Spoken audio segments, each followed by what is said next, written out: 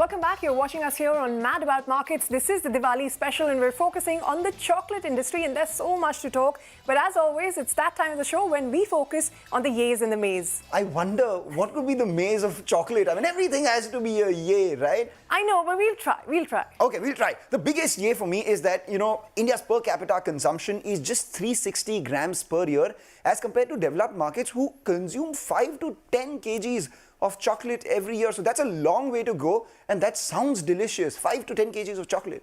Yes, it is. But what is the size of that pie? Because the urban market is really saturated. It is a Bharat opportunity where players will now have to go to expand. The Bharat opportunity is where everyone else is going as well. We've heard from Mondelez, Mars, all of them looking to expand in rural areas to maintain growth and increase their penetration.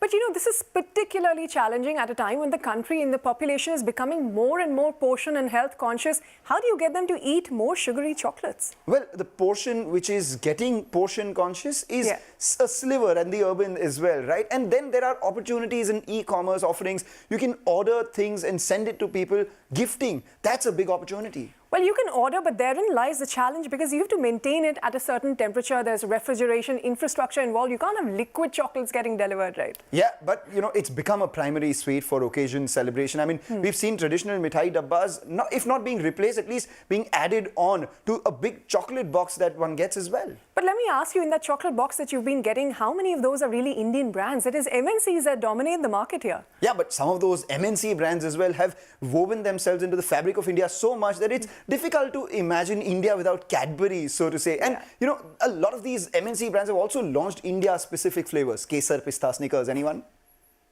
Well, we've talked about what works and doesn't work for the industry, but I guess the biggest question still remains for a growing health-conscious population. How do you, Kalpesh, for instance, drive the growth from 300 grams per person to 2-3 kilos? How will you get them to consume more and drive this penetration? So large categories in snacking, let's look at categories like biscuits, they are close to 80% penetration. Categories like chocolates are available in only 50 to 60% of the retail universe. So it is about mental availability and physical availability. Yeah, so once the chocolate players are able to make the products available in 80-90% of the retail universe, again, at the same time giving the right price points, then there is a sweet spot sitting over there. That brings us to the bigger question, and which is, can Indian brands get a bigger piece from India's chocolate market? That question to you first, Mr. Sodhi, and then Kalpesh, your thoughts. Yeah, you see, as far as our revenue is concerned, it may not be even today 1% of our total turnover, because last year it was 61,000 crore. But we feel that in another 2-3 years, we'll be at least having 10% market share. And I tell you, purpose is not only to have high top line or other thing. Purpose is to provide better price to the cocoa growers.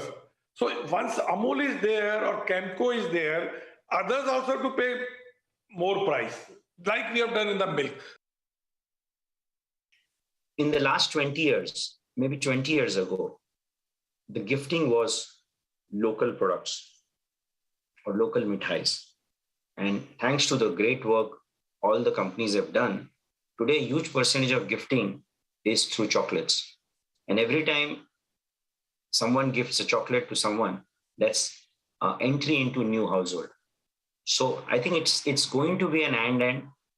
I love Indian mithais. I'm a big fan. And I don't think chocolates can replace that happy moment what an Indian mithai gives. But with the new generation, they are looking at not just having the traditional experience, but they want experience which they can also talk on Instagram, So that's where a brand like M&M comes in and said, wow, I got this M&M pack, and then I'm having that. I'm gifting that during the Diwali season. And that's where the category would grow. Having said that, from a 20-30 year lens, I believe both will coexist. But the millennials, Gen Zs, might be more comfortable with these international experiences or local experiences which they resonate with. So both will exist, but again, packaged confectionery products will do very well from a long-term or a medium-term perspective. All right, so from the long-term standpoint, Indian mithais, Indian brands and international brands, all of them will coexist. It will, so long as people like Ritu and me continue to eat all those sweets. But thank you, Mr. Sodhi, Kalpesh, Vikram, for joining us and giving us your perspective on the chocolate market. I think they whetted our appetite enough for us to just go grab a bite of chocolate. Thank you. And you all have a happy Diwali.